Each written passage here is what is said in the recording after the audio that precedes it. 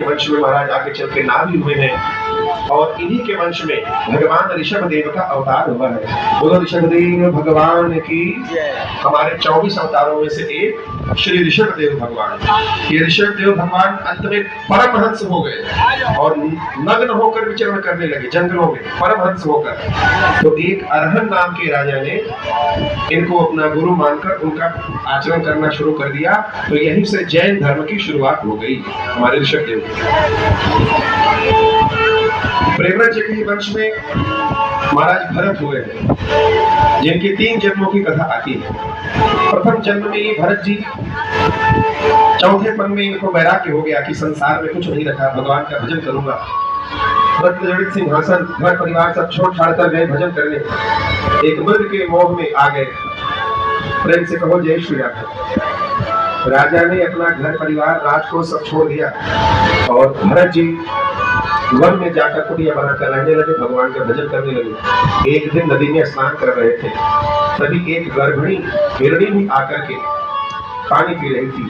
तब तक एक शेर ने दहाड़ मारी सिंह ने, तो उसकी दहाड़ से यह गर्भिणी हिरणी डर गई और जोर से छलांग मारा भागने के लिए।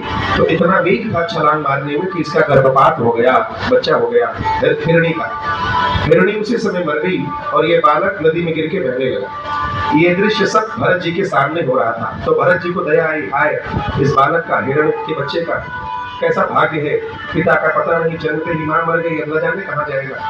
तो इनको दया आई और इन्होंने उस हिरण के बच्चे को लेकर अपने आश्रम में आकर उसकी सेवा करने लगे, लालन पालन करने।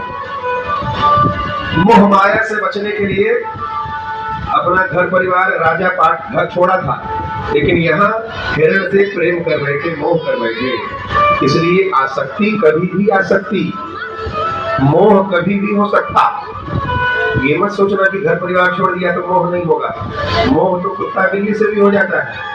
बहुत से लोग घर में कुत्ता जो पालते हैं उनको पूछिए, कभी कभी उनके परिवार के मरने का उनको उतना दुख नहीं होता जितना कुत्ता के मरने का दुख होता है। तो ये जो मोह आसक्ति है ये कभी भी किसी से भी हो सकती है। आसक्ति कभी भी आ सकती और बिना भजन के नहीं आ सकती। प्रेम से कहो जय श्री राधे।